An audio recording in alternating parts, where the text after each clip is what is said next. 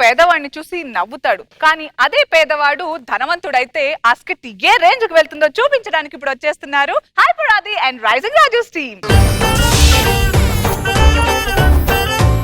ఈ జీవన తరంగాలలో ఆ దేవుని తదరంగంలో ఎవరికి ఎవరు సొంతము, ఎంతవరకి బంధము. లక్ష్మి, ఏమిటి దేవుణ్ణి వేడుకుంటున్నావా? లక్ష్మి, వేడుకో.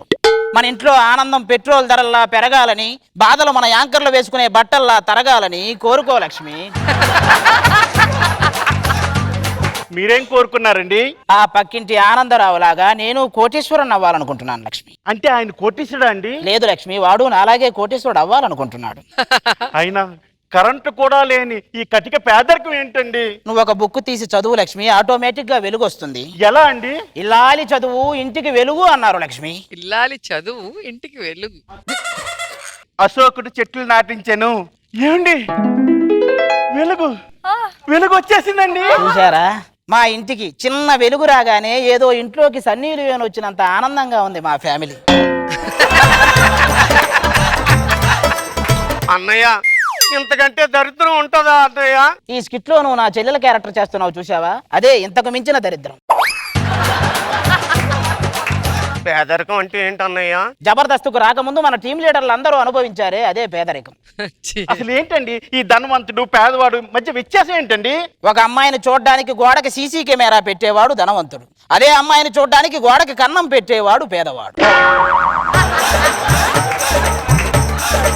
పాయింటే. మన ఆస్తి అంతా ఎలా పోయింది అన్నయ్య? దీన్ని చేసుకుంటే లైఫ్ లో చేంజ్ వస్తుంది అని చెప్పారు, మరీ చేంజ్ దొరకనంత చేంజ్ వస్తుందని నేను అనుకోలేదు. దేనికైనా అదృష్టం ఉండాలి లక్ష్మి. అదృష్టానికి దురదృష్టానికి తేడా ఏంటి అన్నయ్య? ఒక అమ్మాయి రోడ్డు మీద వెళ్తున్నప్పుడు గాలికి పైట ఎగిరింది అనుకో, అది అదృష్టం. ఆ. అదే టైంలో మన కళ్ళల్లో ఇసుక పడింది అనుకో, అది దురదృష్టం.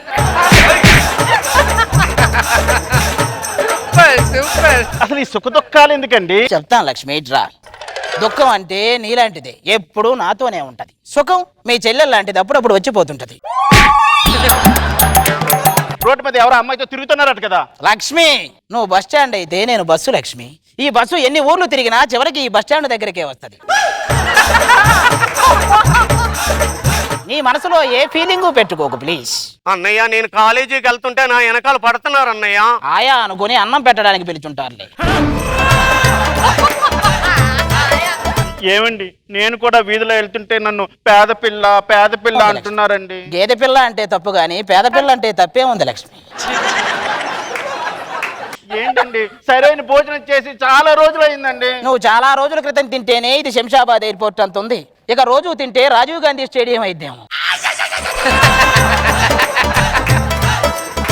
ఇంట్లోకి వెళ్ళి పని చూడు లక్ష్మి. ఇంట్లో ఏముందని? బియ్యం లేవు. పక్కింటికి వెళ్ళు లక్ష్మి. పంచదార లేదు. పక్కింటికి వెళ్ళు లక్ష్మి. మనకు పిల్లలు లేరు. పక్కింటికి వెళ్ళు లక్ష్మి. దేవుడా లక్ష్మి, నేనేదో ఫ్లోలో అంటే వెళ్ళిపోతావా లక్ష్మి? అంటే నేను నాటిన మొక్కకి ఎవడో నీళ్లు పోస్తుంటే చూస్తూ కూర్చోవాలా లక్ష్మి? మరి పిల్లల పరిస్థితి ఏంటండి? పిల్లలు పుట్టించేంత లెవెలు లేదు, వాళ్ళని పెంచి పోషించేంత లగ్జరీ నాది కాదు. మరి ఒక్కసారి ట్రై చేయొచ్చు కదండి. మనకు రాని పని ట్రై చేయకూడదు, వచ్చిన పని ఫ్రీగా చేయకూడదు లక్ష్మి. నువ్వు ఇంట్లో లేనప్పుడు చెప్పడం మర్చిపోయాను అన్నయ్య. ఆ. అప్పులో వచ్చి అల్లరి చేశారు అన్నయ్య. అప్పులో అల్లరి చేయక ఆర్కెస్ట్రా తెచ్చి కచేరీ చేస్తారా? నువ్వు ఇంట్లోకి వెళ్ళి వంట పని చేయిపో లక్ష్మి. వంట చేయడానికి ఏమున్నాయి? ఆ పుచ్చు వంకాయలు తప్ప. సంసారం అనే ఉచ్చులో పుచ్చుదే ఉంది, బొచ్చు ఏదో ఒకటి వండిపో. ఏమండి, కొంచెం కందిపప్పు ఉండిస్తారా? కాజాలు తినడానికి కాజాలు లేవంటే రకుల్ ప్రీత్ సింగ్ వచ్చి రసగుల్లా అడిగిందంట. ఇక్కడ మాకు ఉప్పుకు గతి లేక చేస్తుంటే నీకు కందిపప్పు కావాలా? ఏంటి కోపడుతున్నారు? కోప్పడక నీ మీద పడమంటావా? ఏంటి ఒళ్ళు తిక్క తిక్కగా ఉందా? అవును, నాకు కొంచెం తిక్కు ఉంది, దానికో లెక్క ఉంది. ఆ లెక్క ఏంటో చూపిస్తా ఈ రోజు నీ తిక్క.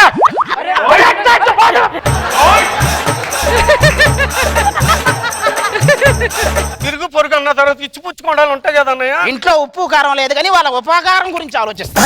పెళ్ళిడికి వచ్చిందండి. అది నాకు తెలుసు. ఆల్రెడీ అమ్మాయిని చూసుకోవడానికి పెళ్లి వారు వస్తున్నారు, మీరు లోపలికి వెళ్ళండి. లోపలికి రమ్మంటారా? ఎందుకో గడ్డబారి తెచ్చుకొని అక్కడే తవ్వుతూ కూర్చో.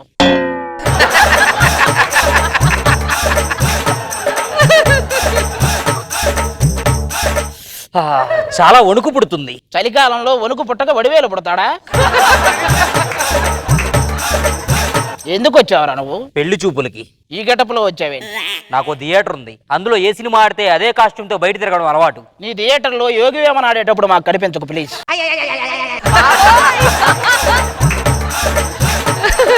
ఇంతకీ నాకు చిన్న డౌట్ అండి. ఏంటది? పెళ్లి అంటే ఏంటి అసలు? నా చావుకు నేనే కారణం అని ఒక సూసైడ్ లెటర్ రాసుకొని 1000 మంది చేత సాక్షి సంతకాలు పెట్టించడమే పెళ్లి. ఇంతకీ అమ్మాయి ఎక్కడ? అన్నయ్య గుడికెళ్ళి వచ్చాను అన్నయ్య. నీ కోసం పెళ్లి చూపులకు పెళ్లి కొడుకు వచ్చాడు, చూసుకో. సుభద్ర! ఏంటండి ఇది వాంతా? అబ్బే లేదు, విజయశాంతి. వాంతి కనపడట్లేదా? ఏమిటి సుభద్ర ఇది? కాలేజారేనన్నయ్య. ఎలా జరిగింది ఇదంతా? కాలేజీలో చదువుకుంటే రోజులు ఒక ప్రేమడికి నా చెయ్యి అందించాను అన్నయ్య. కాటికి కాలు చాపాల్సిన వయసులో ప్రేమ కోసం చెయ్యి చాపావా సుభద్ర? ఇలాంటిదప్పుడు ఇంకా మనం బతకడం అనవసరం. అన్నయ్య నువ్వు అలా కనుక అన్నయ్య నా వాయిస్ కూడా వేసుకొని నిండు 100 ఏళ్ళు బతుకన్నయ్య. నీ ఆయుష్ మహా అయితే బొంగు ఇంకా 2 ఏళ్ళు బతుకుతావు. నీ ఆయుష్ నాకెందుకు? అయినా నీ కడుపుకి కారణమైన వాడి దగ్గరికి వెళ్దాం పద. జగన్నాథం బయటికి రారా. ఏమంటా అరుస్తున్నావు? మీ కొడుకు నా చెల్లిని తల్లిని చేశాడు. అయినా పెళ్లి కాకుండా తల్లి ఎలాగైంది? కారు నడపాలంటే ట్యాంకర్ లో పెట్రోల్ ఉండాలి గానీ లైసెన్స్ తో పనే ఉంది. అయినా బ్లాక్ బోర్డ్ లాంటి నీ చెల్లి అక్కడ, చాక్ పీస్ లాంటి నా కొడుకు ఎక్కడ? ఆ చాక్ పీస్ తోనే ఆ బ్లాక్ బోర్డు మీద అడ్డదిడ్డంగా అక్షరాలు దిద్దేశాడు మీ వాడు. అయినా గంజి నీళ్లు తాగి నీ బ్రతికేంటి? బెంజ్లో తిరిగే మాడేవాలేంటి? జగన్నాథం ఏంటి సన్నంగా ఉన్నావు, ఏం చేస్తావు? కరెంటు తీగ కూడా నాలాగే సన్నగా ఉంటది. కానీ ఇక్కడ కరెంటే లేదు. అన్నయ్య ఈ సంబంధం మనం ఎందుకు తాతల లాంటి సంబంధం చేసుకుందాం అన్నయ్య. వద్దు. ఇప్పటికి దారిలోకి వచ్చావు చెల్లి, నీకు తాతయ్య కరెక్ట్ అని తెలుసుకున్నావా అమ్మా? అయినా ధనవంతులనే కదా మీకు పొగరు. నీకంటే ఎక్కువ ధనం సంపాదించి ఆ ధనాన్ని మనంగా నచ్చి మనల్ని అలగా చేసి వచ్చేస్తాను రా. ఏంటది లాస్ట్ లేదో మాట్లాడి అర్థం లేదు. నాకు అర్థం కాలేదు, పాత సినిమాల్లో అంతే. అయినా ఏమండి ఇప్పటికిప్పుడు ఇంత ధనవంతులు ఎలా అవుతామండి? పాత సినిమాలు చూడలేదా? సైకిల్ మీద వెళ్తాడు, ఫస్ట్ పాల ప్యాకెట్లు వేస్తాడు, ఆ తర్వాత పేపర్లు వేస్తాడు, తర్వాత బైక్ మీద వస్తాడు, ఆ తర్వాత కారులో వస్తాడు. అంత టైం ఉందంటారా? అందుకే అందరూ పైకి చూడండి, ఫ్లాష్ కట్ లో సాంగ్ వేసుకుంటారు, ఆటోమేటిక్ గా కోటేశ్వర్లు అయిపోతారు.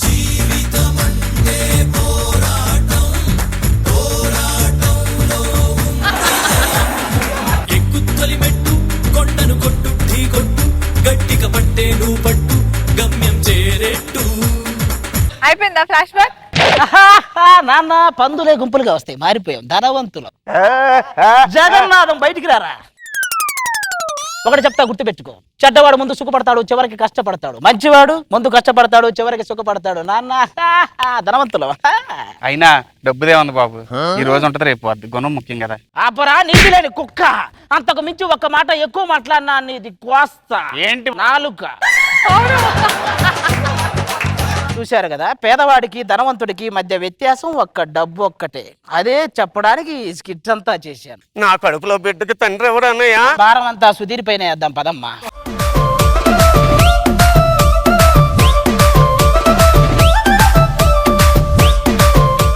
రోజా గారు ఎలా ఉంది స్కిట్? ఆది స్కిట్ గురించి నేనేం చెప్పగలను? మొత్తం 2 రాష్ట్రాలే చెప్తూ ఉన్నాయి. ఎక్కడ చూసినా ఆది ఆది ఆది ఆది జపం అయిపోయింది. అది అసలు డైలాగులు అసలు ఇంత సింపుల్ గా కూడా చెప్పొచ్చా అనిపిస్తుంది నువ్వు చెప్పిన తర్వాత. కానీ అది ఆలోచించడం చాలా కష్టం అనేది తెలుసు ప్రతి రైటర్కి కూడా. అండ్ ప్రతి పంచ్ కూడా సూపర్ గా పేలింది. అసలు అన్నిటికన్నా దరిద్రం కూతురుగా యాక్ట్ చేయడమే దరిద్రాల్లో దరిద్రం అంట. ప్రతి డైలాగు పేలింది, చాలా బాగుంది.